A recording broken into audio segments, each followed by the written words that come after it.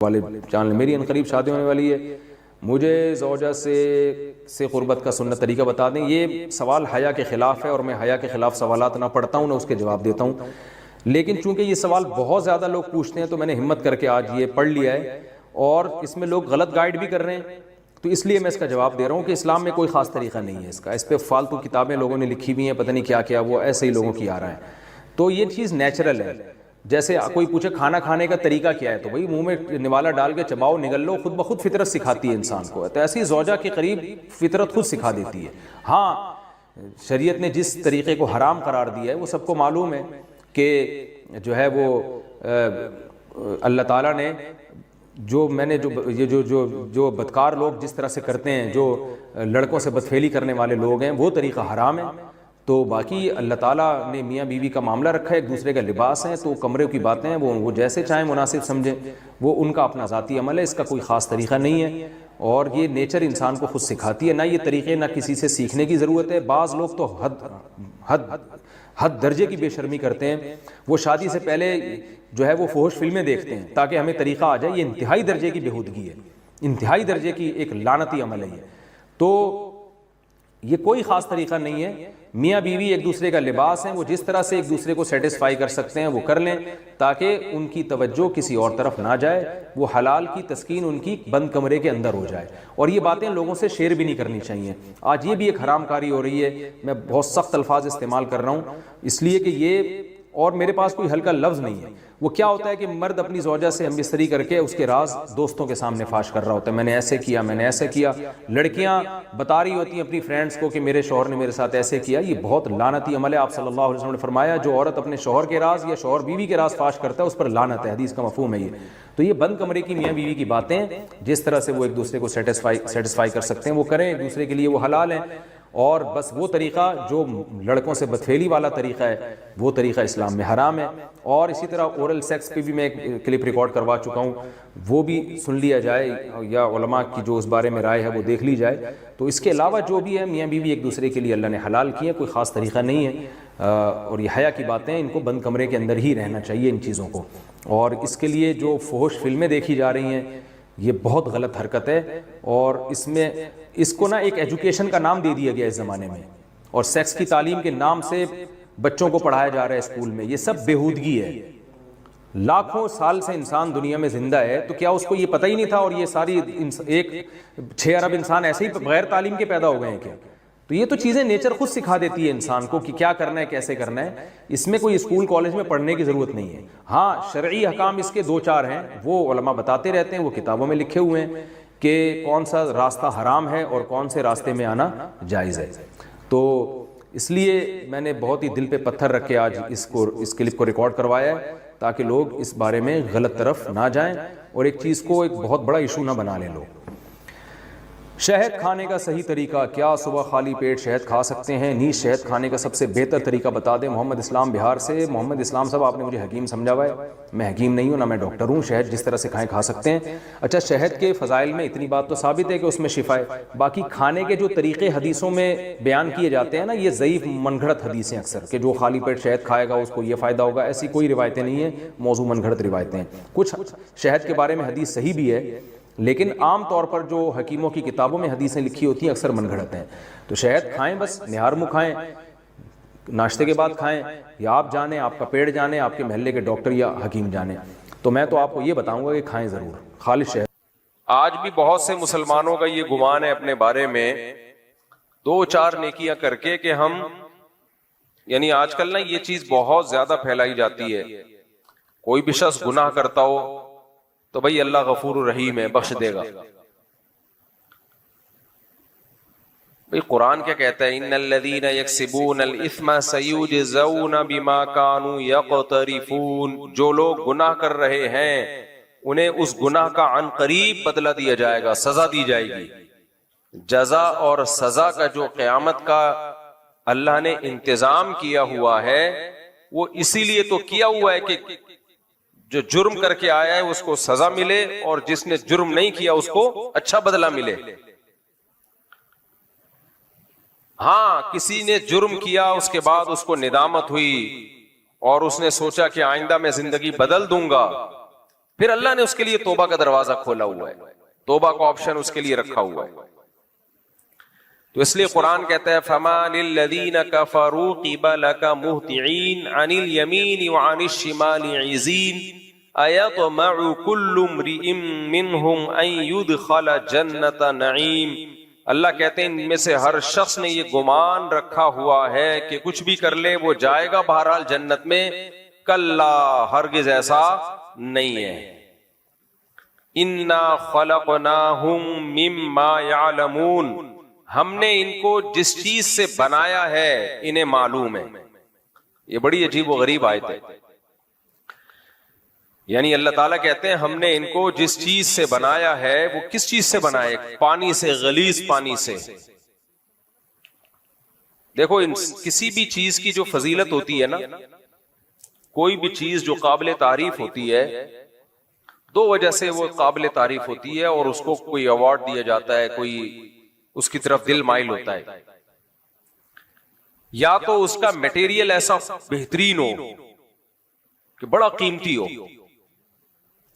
जैसे सोना है, सोने से आप छोटी सी ईंट भी बना दो, कोई हार बुंदे, कोई चूड़ियां, ऐसी नहीं, बस सादा सी ईंट बना दो तो भी वो बड़ी कीमती चीज है। उसको बहुत सजा के तमीज से लॉकर में रखा जाता है।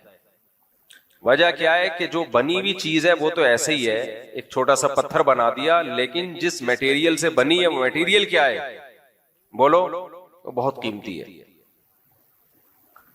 तो अल्लाह फरमाते हैं इन्ना खलकनाहुम मिम्मा यालमून, हमने तुम्हें जिस मटेरियल से बनाया वो कोई कीमती चीज नहीं है, वो गलीज पानी है। मिट्टी और मुख्तलिफ अज्जा को कशीद के अल्लाह ने उसको, जब माँ बाप खुराक खाते हैं तो उससे वो स्पर्म बनता है, वो इतना गलीज पानी है कि लोगों को उससे घिन आती है। इन अलम नखलुकुम मिन माइन महीन, कुरान कहता है क्या मैंने तुम्हें एक जलील पानी से पैदा नहीं किया? इंतहाई जलील पानी, घटिया। जब हम बने तो भी एक बहुत बारीक सी लेयर हमारे ऊपर चढ़ा दी गई है, जिसकी वजह से हम देखने में थोड़े अच्छे लगते हैं। वो जरा सी लेयर हट जाए, अंदर गंद ही गंद भरा हुआ है। इंसान के जितने सुराख है ना, सबसे गंद निकलता है। आंखों से क्या निकलता है? आंसू। क्या वो कोई खुशबूदार चीज है? कोई अपने आंसू निकाल के आप पे मल दे, आप गुस्से में थप्पड़ लगाओगे, यार क्या कर रहे हैं मेरे साथ। नाक से क्या निकलती है? गंदी रुतूबत, इतनी घिन आती है। वुजू खाने में कभी यकीन ना आए तो आए बैठे देखें लोग कैसे सुड़प्पे लगा रहे होते हैं नाक में, पूरे पूरे थपेड़े चिपका के आते हैं। ये आदाब है नमाजियों के मस्जिदों में, अल्हम्दुलिल्लाह पूरे पूरे वो चिपकाए हुए होते हैं उन्होंने। तो कान से क्या निकलता है? मैल, तीलियां डाल डाल के लोग निकाल रहे होते हैं। किसी को दिखाएं, कितना गुस्सा आता है, भाई अपना गंद हमें क्यों दिखा रहा है? एक सुराख कान है, मुंह से थूक, किसी के ऊपर थूको चमाट लगाएगा वो।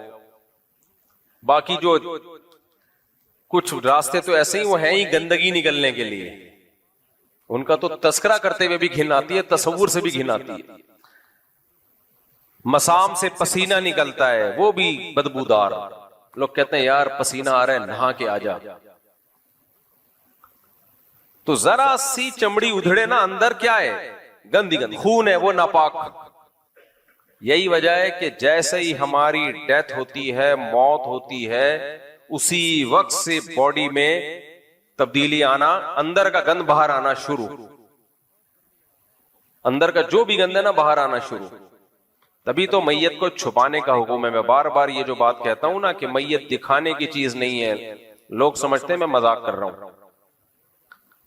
इतनी चेहरे की रूनुमाई होनी चाहिए। मैयत की बेइकरामी है, उसको छुपाओ, बस करीबी रिश्तेदार देखें, बाकी कोई ना देखे उसको। छुपाओ, क्योंकि उसके चेहरा मुतगय्यर हो रहा है। लोग कहते हैं नूर आ रहा है। क्यों नूर आ रहा है भाई? वो मर गया तो खत्म होगा, सड़ेगा, गलेगा। चाहे नेक हो, ताजुद गुजार हो, बुजुर्ग हो, सड़ेगा वो। बिला वजह की तबसरे करना, इतना चेहरा नूरानी, इतना चेहरा नूरानी, ये तकल्लुफात की दुनिया से निकलो। हमें नहीं याद पड़ता सहाबा किराम में किसी की मौत होती थी तो वो देख के कहते थे कितना चेहरा नूरानी, कितना चेहरा नूरानी। ये सब ये फजूल बातें हैं। अमल अच्छा है तो चेहरा बेशक जुल्मानी हो, नूरानी ना भी हो तो बहुत अच्छा है, और अगर अमल सही नहीं है तो जैसी भी नूर की किरणें निकल रही हो किसी काम की किरणें नहीं है वो। तो इसलिए मौत के बाद इंसान के चेहरे पे रौनक खत्म होती है। देखो मौत नींद की बहन है। आप सोते हो तो आप चाहते हो कि लोग मुझे देखें, तभी बहुत से लोग सोते हुए मुंह पे कपड़ा डाल देते हैं ताकि हमारा मुंह नजर ना आए। कहीं कोई रिश्ता देखने के लिए जाए,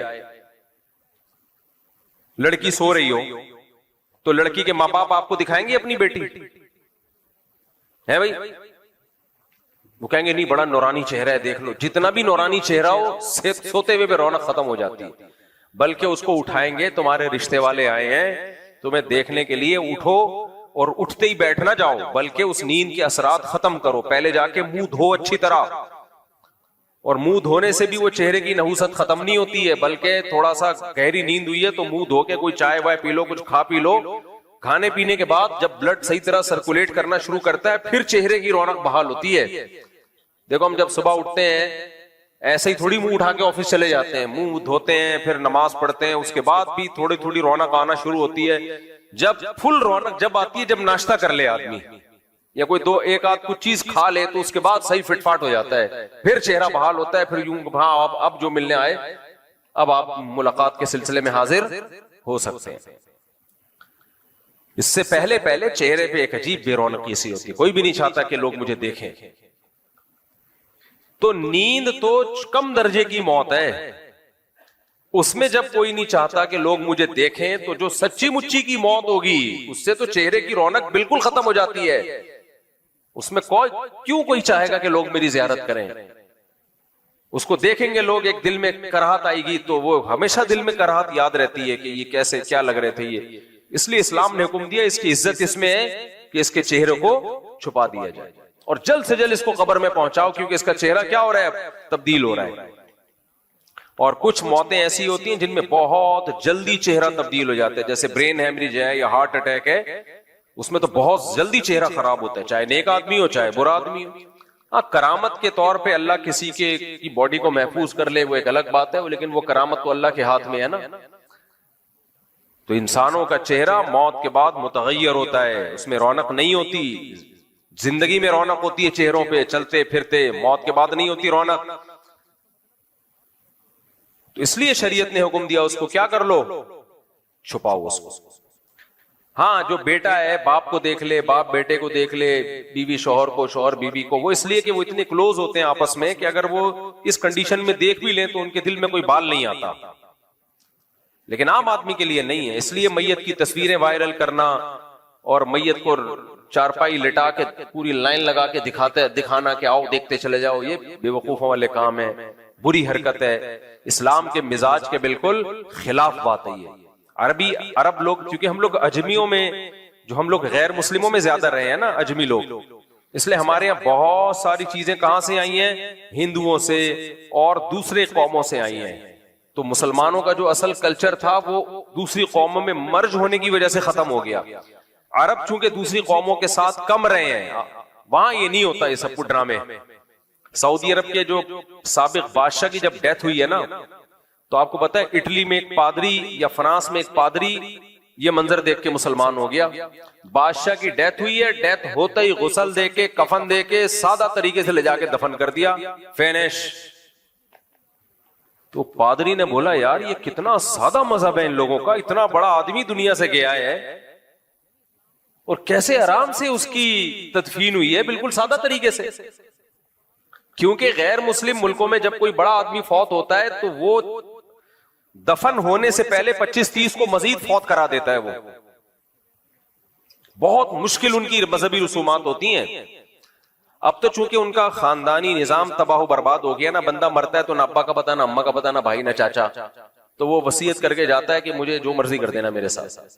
तो उसमें जो डॉक्टर लोग हैं उसके गुर्दे फेफड़े कलेजी वलेजी घुटने मुटने निकाल के फ्रीज कर दिए कि भाई बाद में किसी जिसके फिट आ गए उसको लगा देंगे, बाकी बॉडी को वो जला देते हैं, राख जो है फिर वो जमीन में डाल देते हैं। तो वो खुद ये वसीयत कर रहे होते हैं, कुछ कहते हैं नहीं मेरी पूरी बॉडी को जला दिया जाए, तो ओवन है वहां पे, तो क्यों खानदानी निजाम तबाह हो गया ना, पीछे कोई रोने वाला तो है ही नहीं, तो वो क्या रोएगा, तो क्या मैयत की मुंह दिखाई क्या, वो रख भी दे तो कोई नहीं आके देखेगा। ऐसा हो रहा होता है, अब्बा की डेथ हो गई, बच्चे को बताया, बोलता है दफना दे भाई। ये सेटअप मार्केट में क्या हो रहा है, और यहां भी आ रहा है आहिस्ता आहिस्ता। जब नस्लें रोकोगे एक एक दो दो बच्चे, तो खानदानी निजाम क्या होगा, इससे खत्म, फिनिश। पहले 2 बच्चे होंगे, फिर 1 होगा, फिर 1 भी नहीं होगा। लोग कहेंगे जब बच्चे बुरी चीज है तो फिर 1 भी क्यों। जापान में हो गया ना, ये इटली में हो गया, जापान में हो गया, अमेरिका में जो बहुत से लोग थे उनके दरमियान उनमें भी ये हो गया है। तो अब उसका नतीजा निकल रहा है कि गवर्नमेंट जो है वो पैसे दे दे के कह रही है भाई बच्चे पैदा करो। वो लोग कहते हैं जाओ, तो पागल नहीं, हम बच्चे पैदा करेंगे, लाइफ को एंजॉय करने दो। क्योंकि उन्होंने एक दफा उनके दिमाग में ये डाल दिया कि ये बच्चा नेमत नहीं है, ये बोझ है। हमारी शरीयत ने हमारे दिमाग में क्या डाला, ये बोझ नहीं है, ये क्या है, गिफ्ट है, यह हबू हिबा है, गिफ्ट है। तो गिफ्ट तो जितना आए अच्छा होता है ना भाई, जितना भी गिफ्ट आए ना, जगह ना भी हो आदमी कहते हैं आने दो, बैग में जगह ना भी हो आदमी कहता है आने दो। तो बाद में देखेंगे इसका करना क्या है। खैर, तो उन मुल्कों में तो अब ये सेटअप शुरू हो गया है, जापान में भी कब्रिस्तान है, इतनी सी कब्र होगी, पूरा खानदान 8-10 नस्लों का उसमें समा जाएगा। वो परदादी की राख है, ये नानी की राख है, एक बोतल में आती है, ढक्कन में आ जाएगी अब। और जब मजीद साइंस तरक्की करेगी ना, तो अभी पूरी इंसान की राख एक बोतल में आ रही है। साइंस जब जापान में मजीद साइंस तरक्की करेगी तो पूरी राख एक ढक्कन में आ जाएगी। उसके बाद एक USB होगी, मेरा ख्याल है सॉफ्टवेयर होगा लाश का, राख की भी जरूरत नहीं है, वो डिजिटल फॉर्म में आ जाएगी। नंबर होंगे, आपके दादा का नंबर है 0132, ये आपके दादा हैं, कहां है ये, बस डिजिटल फॉर्म में है। दुआए मगफिरत करनी है, या अल्लाह 0132 की मगफिरत फरमा। ठीक, ये डिजिटल फॉर्म। हमारे अब तक पूरा मुर्दा होता है, जमशेद गफ्फार जो भी, अल्लाह सबकी जिंदगी दे, लेकिन जो मर चुके हैं उन जमशेद की बात कर रहा हूं। पूरा बाकायदा proper A to Z, sir से लेके पांव तक पूरा बाकायदा मुर्दा होता है, सारे पुर्जों के साथ। इसीलिए तो बहुत से लोग जनाजे को चारपाई को कंधा नहीं देते, क्योंकि इतने सेहतमंद होते हैं बाज लोग, कंधा देने में अगले को डर होता है कि अगला जनाजा मेरा ना हो। एक भारी भरकम आदमी का इंतकाल हो गया ना, तो उस लोगों ने कहा, उसके बच्चों ने कहा भाई कंधा दो। लोगों ने कहा हमने थोड़ी मारा है भाई, तो इसलिए कि वो उठाने में बड़ी टेंशन हो रही थी। तो कहां से कहां बात चली जाती है, देखो यार। हाँ, नहीं आ रहा हूं, इस तरफ आ रहा हूं, बहुत पीछे चले गए आप थोड़ा सा।